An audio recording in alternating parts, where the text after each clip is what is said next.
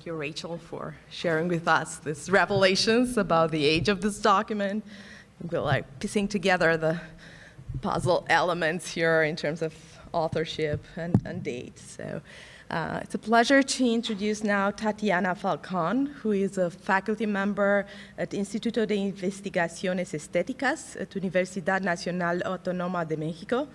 Tatiana Falcón conducts research on the production of natural pigments and the use and meaning of color in ancient Mesoamerican art. Tatiana has taught contemporary painters in Xalitla, Guerrero, Mexico, how to harvest and create natural pigments based on ancient recipes utilized in Mesoamerica.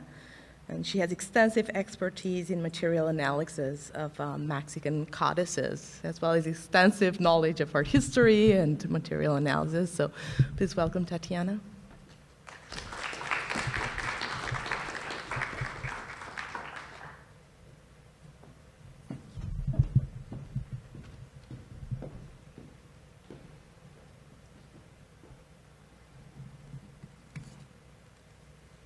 Good afternoon.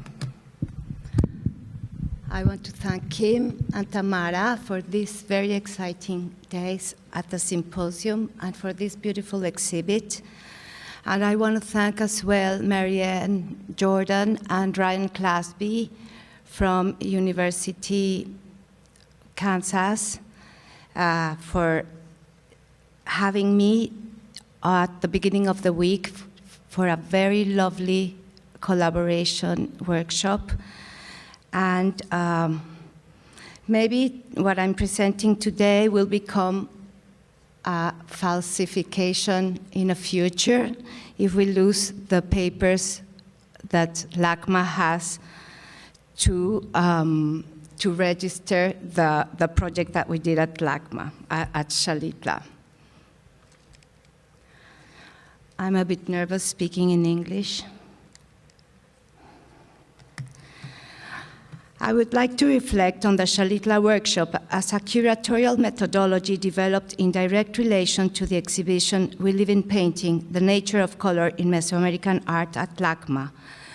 One of the exhibition's main proposals was to understand the complex layers of meaning behind the use of color in Mesoamerican art, not as a purely visual phenomenon, but as a system grounded in material transformation, environmental observation, and skill practices. The premise raised a methodological question that framed the workshop. How can museums engage with historical painting technologies without confining them to the archive or the laboratory research? As a response to this question, we decided to use the curatorial objectives and mount a workshop to discover what it's meant to reconstruct the colored materials and painting techniques to create a codex. Thus, the Xalitla workshop emerged to figure out the skills, materials, tools, and times needed to manufacture a codex in real life, not in the laboratory controlled environment, but on the ground with living, acting artists. The High Balsas region of northern Guerrero constitutes a culturally dense territory shaped by long-standing indigenous presence and by enduring histories of dispossession, adaptation, and resilience, while contemporary communities maintain deep historical and territorial ties to pre-Hispanic societies. In Xalitla, the public visibility of Nahuatl language and identity has been progressively diminished, revealing the last effects of colonial and post-colonial structures on cultural expression.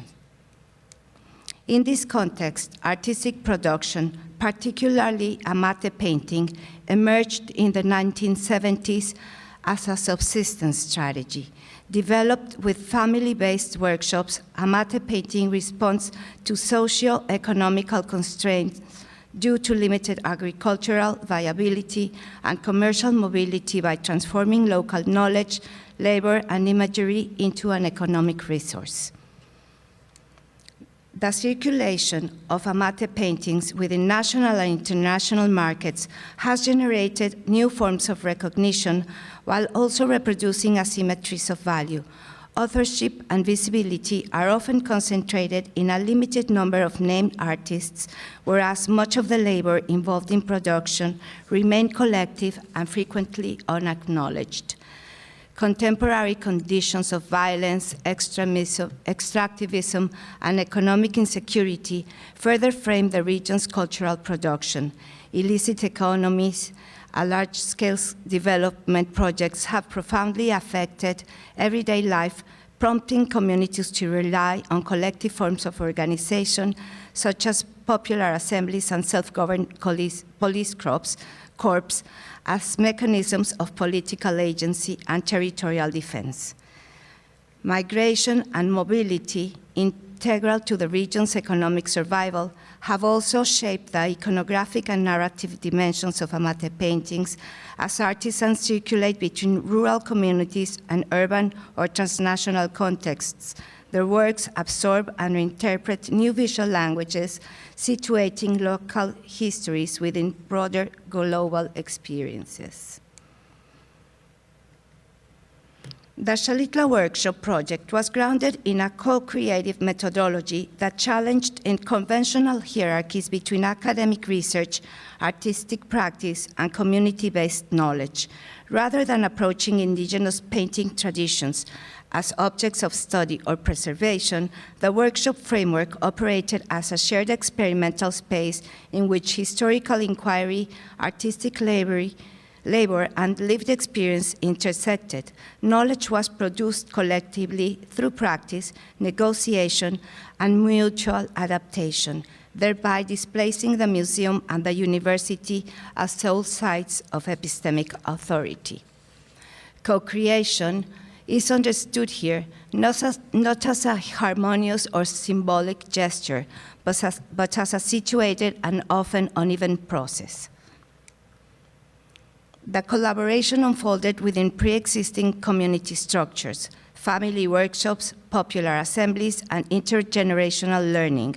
Decision-making, participation, and authorship was distributed, and moments of misunderstanding or methodological failure became productive sites for rethinking how knowledge circulates across social, educational, and institutional asymmetries. In this sense, co-creation functioned as both a methodological choice and a critical stance towards extractive research practices. Materiality constituted a second foundational axis of this framework. The reconstruction of pigments, binders, papers, and tools was not treated as a technical supplement to art historical interpretation, but as a form of epistemic inquiry in itself. Making, grinding, cooking, dyeing, improvising activated forms of embodied and environmental knowledge that exceeded textual or visual analysis. Materials were understood as relational agents linking artistic practice to territory, ecology, memory, and labor. The landscape of the high balsas emerged as a living archive where plants, insects, stones, and water carry historical and cultural significance that can only be accessed through sustained engagement. By collaborating with practitioners who seek to recover traditional methods, the project situates material care as an ethical responsibility rather than a nostalgic return to the origins. Museums ethics form the third axis of the framework. Emerging from a sustained reflection on power, visibility, and responsibility, the project explicitly confronted the contrast between institutional infrastructures, laboratories, archives, standardized methodologies, and the precarious working conditions of the artists whose knowledge sustains museum collections and narratives. Crucially, the project resisted the logic of preservation as fixation. Rather than aiming to safeguard a tradition in static form, it proposed reactivation as an ethical alternative, one that allows techniques, materials, and knowledge to be appropriated, transformed, or abandoned by the artists themselves. The open-endedness of this process acknowledges the limits of institutional intervention and affirms the autonomy of participants.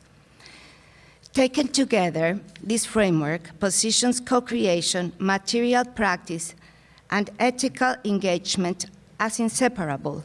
The workshop operates as a space where historical reconstruction becomes a contemporary practice, where making becomes thinking, and where museums are invited to reconsider their role, not as custodians of cultural knowledge, but as participants in its ongoing negotiation. Throughout the process, the museum functioned neither as a neutral platform nor as a distant observer. Its funding, expectations, and timelines shaped what could be done and how the work could be documented and shared. This curatorial project does not claim resolution or transformation. It documents a period of shared work made possible by collaboration, institutional resources, and mutual commitment. It asks how museums can support processes that are contingent, collective, and materially grounded while remaining attentive to the conditions and inequalities that shape their possibility. Working in the Nahua community of Xalitla, where bark paper painting is a contemporary artistic and economic practice, we proposed reconstructing codex painting technologies based on the descriptions in the Florentine Codex. This reconstruction was explicitly framed as an introduction of historical and technical knowledge into a present-day context, rather than as a recovery of local traditions. From the outset, the practical conditions of work required continuous methodological translation. The absence of laboratory infrastructure collided with the controlled procedures typically used in academic research.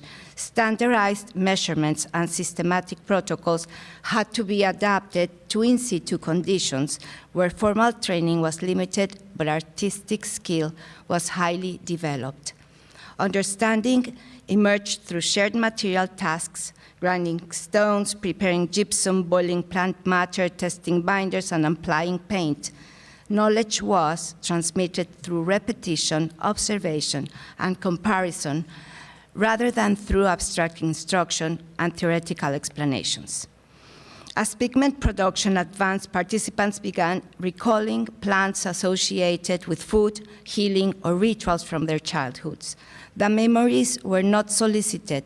They surfaced organically through material engagement, field trips to paint the surrounding landscapes or to locate plants further situated that introduced techniques within lived territorial knowledge.